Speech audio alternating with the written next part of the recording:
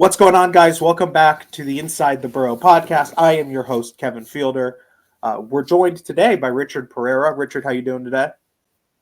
Doing great, Kevin. Excited to talk to Mantas today, incoming freshman for our 2024-25 season. Going to be very excited to talk to him today. Sort of hitting two birds with one stone here. We're going to talk to Mantas today, and then we're going to be talking to his Lithuanian, I guess, teammate. Have you guys played together at any point, Mantas? I've played with him. I think a season or two. So Lithuanian teammate, Mantas, you're going to have to pronounce his name because I already don't know how to pronounce it, and it's only been... His or mine? His. Your name I can pronounce, I think. Mantas Kočanas. So I can pronounce yours to some degree. I can't really pronounce his. How do you pronounce his name? Mantas. Mantas, okay.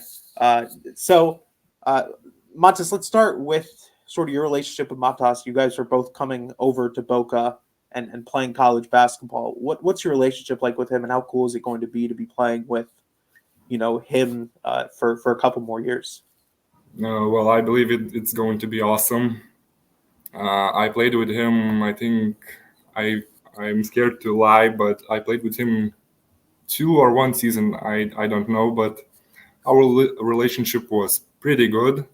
Of course, after a few years, he moved to the second team, and I stayed in the third team. So our talking was a little off. But I believe in FAU, everything will get back to the right place. And Richard? Yeah. Hey, Mus. How's it? It's great to have you on today. How are you doing? I'm great. Yeah. Yeah, perfect. And every career has its beginnings. For you, growing up in a country that is very passionate about the sport of basketball, when did you start getting invested into the sport, and how did your love grow since then?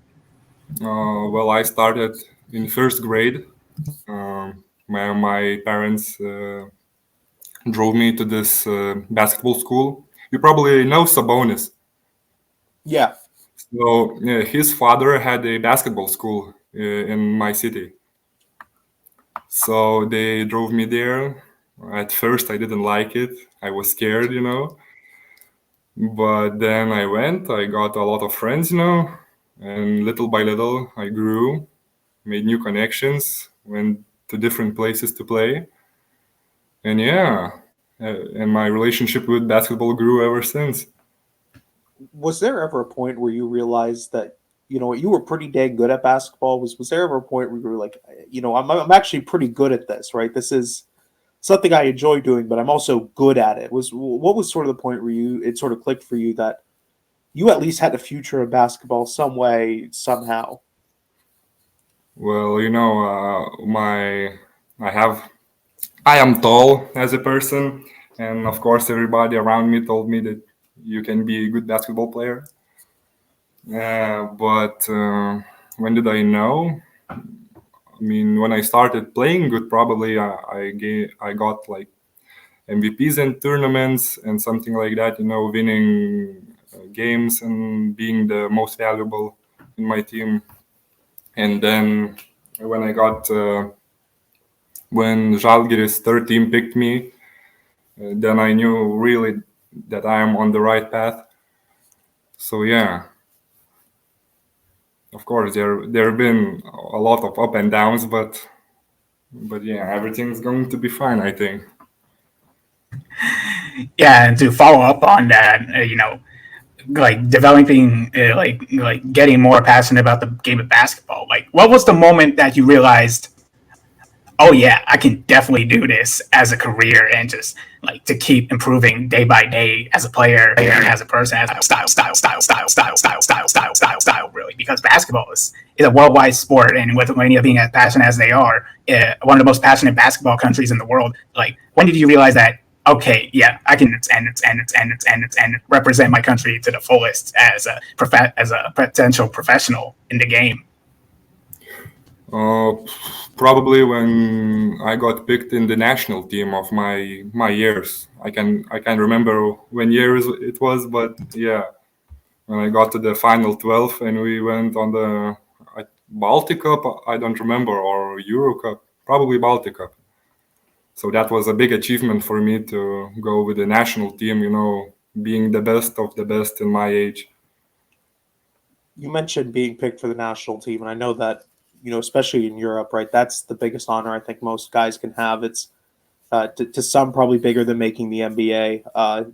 What were the emotions like when you got picked as one of the final 12 to represent your country, even if it's on the youth level, and be able to play against other top talents from across the country? I was excited, of course. It was like a reward for me for my work, putting in the hours. At first, it was I was anxious, I was scared because it's a new thing, everything new. You play with Europe best youth. And I mean, but when I got on the court, little by little,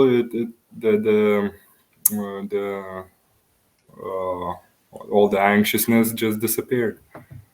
And just after all, it is a game, not a job or something. You have to play it and enjoy it. And sort of what was the process like to be picked? I assume they sort of had a initial sort of short list of guys, and then was there like a training camp that you guys had to go through to get picked, or sort of what was the process to be named one of those final 12 players? Yeah, so there would be like 18 guys picked, but in the tournament only goes 12 of them. So there would be like 3 camps, maybe sometimes more. And every camp, the coaches, the staff decides who's out. So you're always on the edge.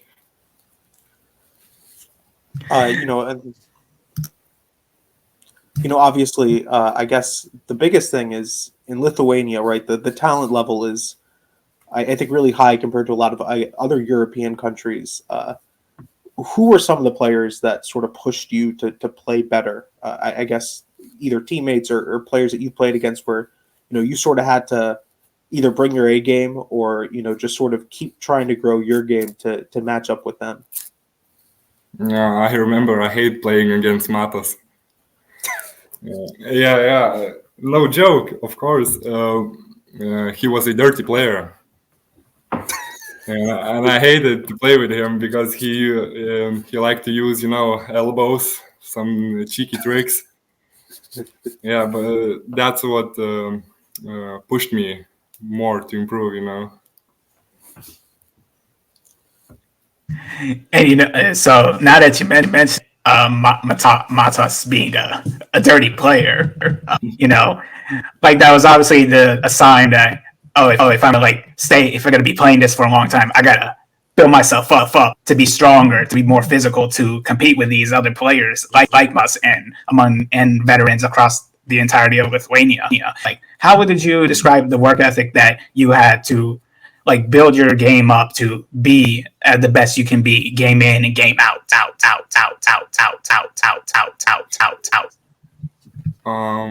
Probably to stay consistent and put extra work. If you put work as everyone, but that everybody won't be an NBA player, so you have to put some extra in it. Growing up, who are some of the guys that you would sort of watch to try and mod your game around? Were there certain guys that you'd watch and sort of go, I can take some of what he does and play into my game, and sort of try and build your game around certain players? Of course, I have a few. Of course, the first one is Arvydas Sabonis. I loved his game. I loved his vision, his IQ. So, and the second one, in which I figuring out and trying to implement his moves and everything, is Hakeem Olajuwon. Yeah, he's my favorite right now. Do you sort of have a dream shake going on yourself? Or are you still trying to learn some of those post moves that he could pull off? Because I think that I'm trying every day. Yeah, but it's hard to implement into game. Of course, you can do in practice when nobody guarding you, but it's way harder to do that in game. But when you do it, you feel damn awesome. Mantas, going to like the recruiting phase when Dusty May first reached out to you about your interest in coming over to the United States to play for FAU. Obviously, things have changed since then. Dusty has now gone over to Michigan, and Jaques is the head coach. And Jaques obviously reached out to you about your interest in continuing to stay committed to FAU. What would you describe that recruiting process being like to allow you to realize there's a big opportunity for you in the United States in Boca Raton? Well, I knew that Žalgiris won't be keeping me, so I talked with my agent, and I said to him, what's the next move, and like something like that. And of course, automatically we started searching, and it was before the national team. And I remember to this day when I got from the game to the bus where everybody was, and my agent wrote me a message that there is this university, FAU, which is pretty damn good, and they want you. And it was just euphoric. Of course, I didn't show that. I didn't start jumping, but inside I was damn happy. Obviously, you sort of mentioned, I guess you probably didn't know much about Florida Atlantic when you first found out that they were interested in you.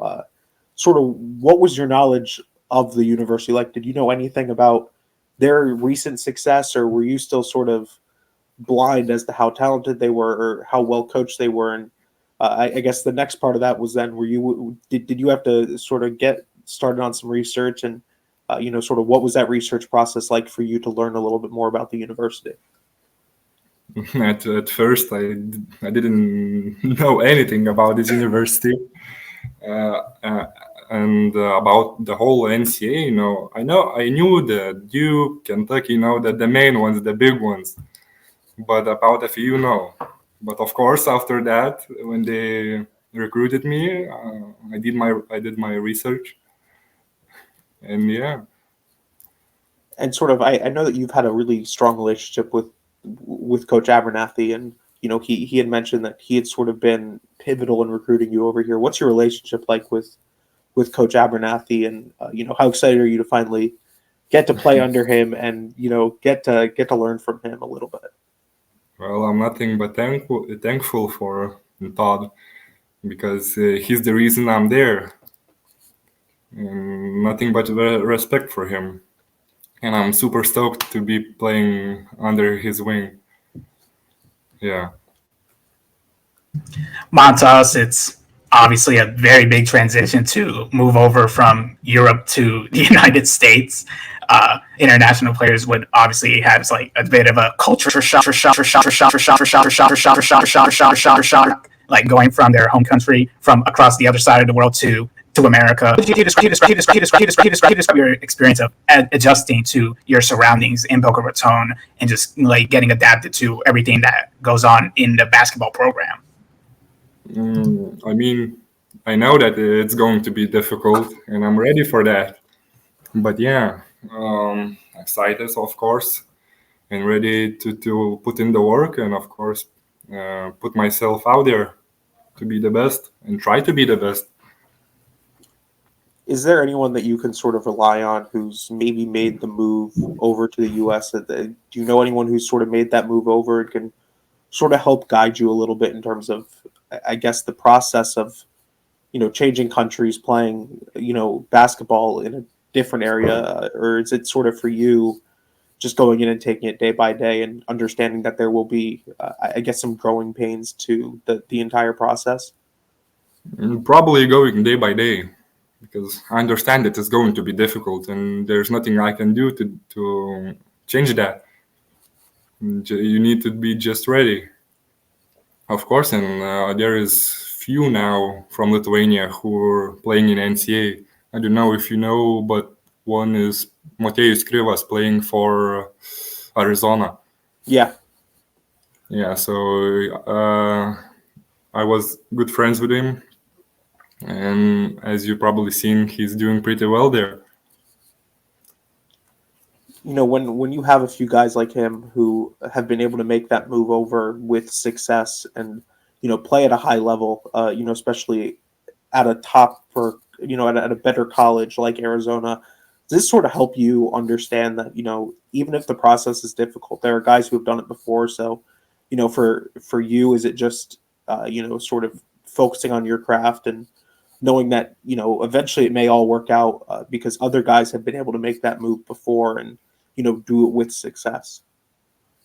Of course, it helps that I'm not the only one that comes to NCAA, and I watch what they're doing, maybe ask a few questions, and that helps a lot for me.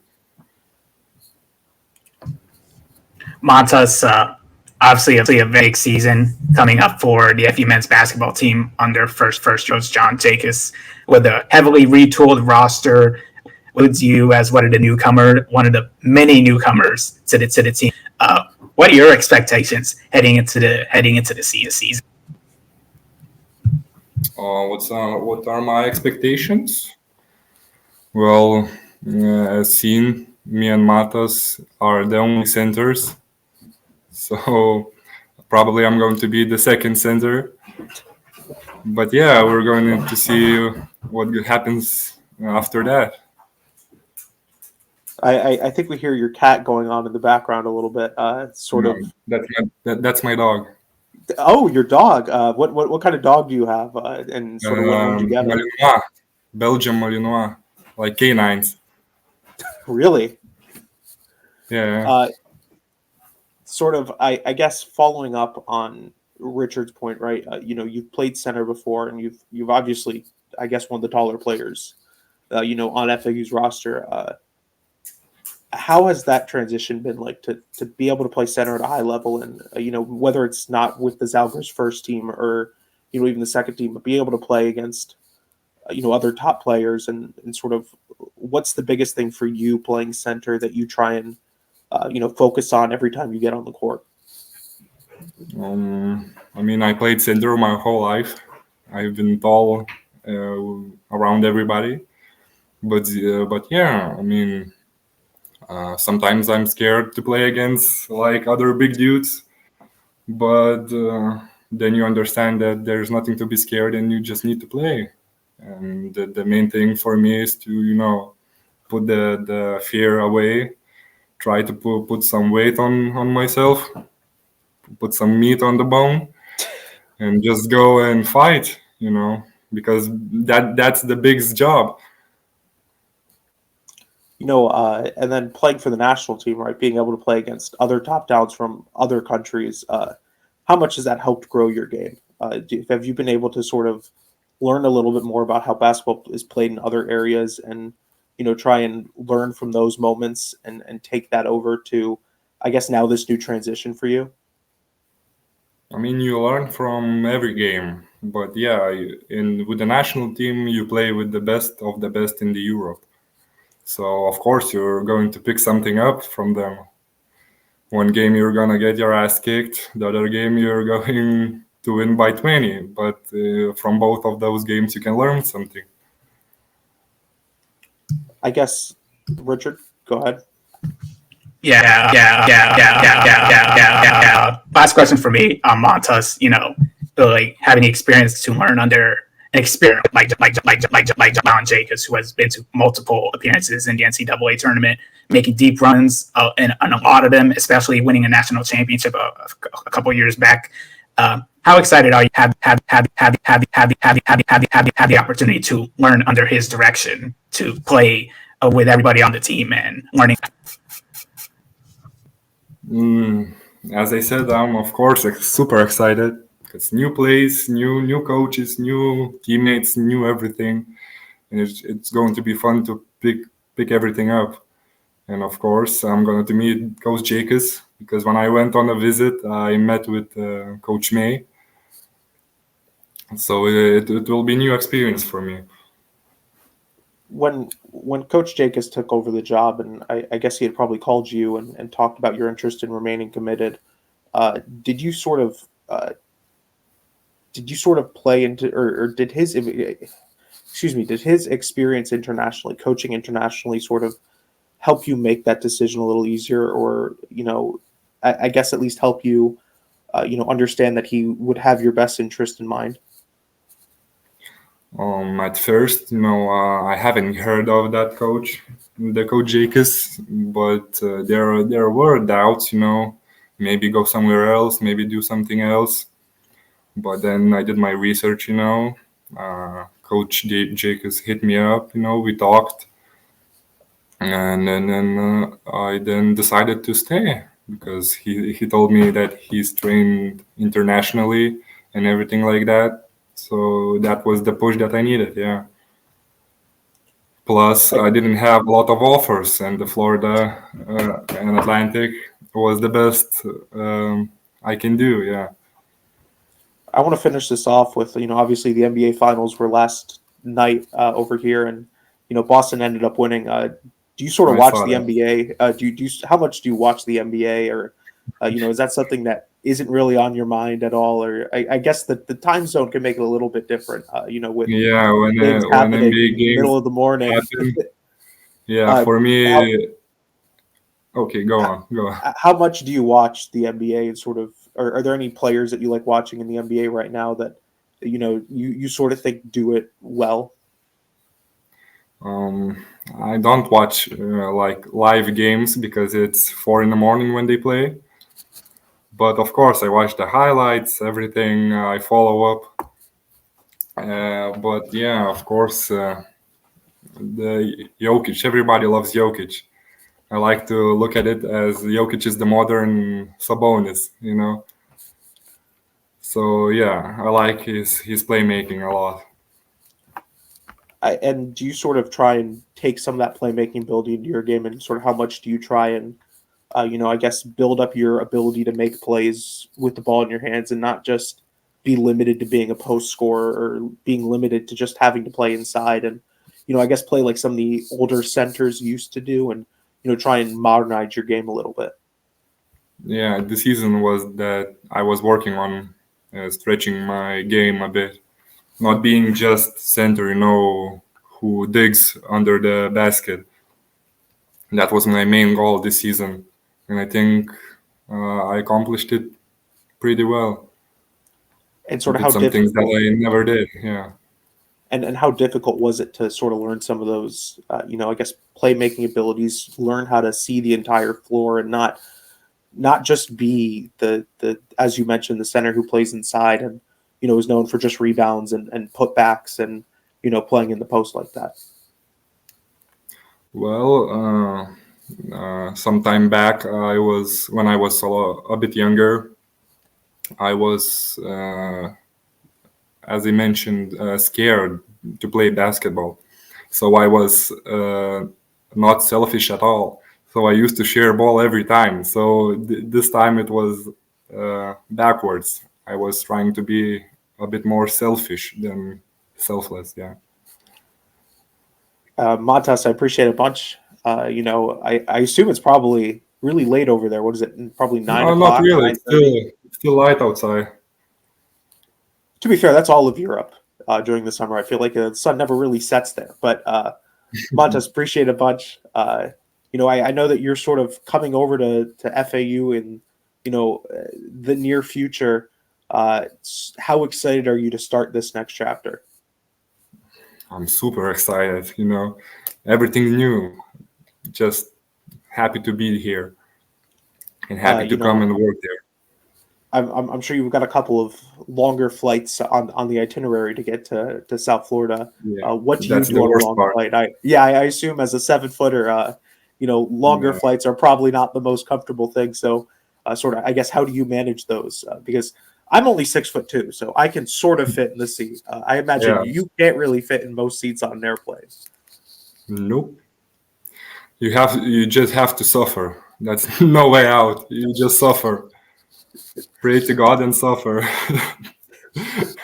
Is it safe to say you're probably not looking forward to that flight across, the Not at Atlantic all. Ocean? I don't know how long it's going to be, but probably what, 8 hours, 9 hours of, I guess, as The you last said, time suffering.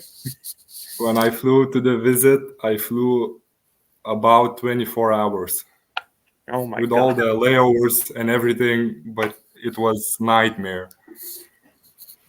Uh, But the flight when back was worse because when we flew to Florida, the plane was half empty, so I had 3 chairs for my own. And when we flew back, the plane was full to the rim. So I had this one seat for like 10 hours. Yeah. When did you sort of realize, I guess, that airplanes, and I guess everything in the world is not made for a 7-footer? Do you still sort of find yourself ducking under doorways to try and get into places? And I guess when did you realize that I guess everything is probably not made for someone as tall as you are? I mean, it was difficult for me every step of my life. I was taller than everybody. I would hit head everywhere. But when time came by, it just happened on automatic. You don't even feel when you duck between the doors. I mean, it's like not there for me now. Final question: how difficult is it to find shoes? I imagine that's probably a little bit more challenging, given that. Now I own like outside shoes, like 2 pairs. That's it. That's it. Of course, you can find some shoes, but the assortment is not big. I guess. But with basketball shoes, the club provides them. So with basketball shoes, I have no trouble. Is it safe to say you're never going to be a shoe collector like some other people are? You're not going to be collecting the newest Jordans, because Probably not. I doubt they make them in your size most of the time. Yeah. Believe me or not, they do, but not a lot. They do, really. Yeah. Mantas, appreciate it a bunch. And I guess good luck on the long haul flights across the Atlantic Ocean, and hopefully there's an empty row somewhere on the plane for the lone 7-footer trying to make it overseas. Yeah, I hope so too. Yeah. Thanks for having me. And of course, go Owls. Yep. Of course, go Owls.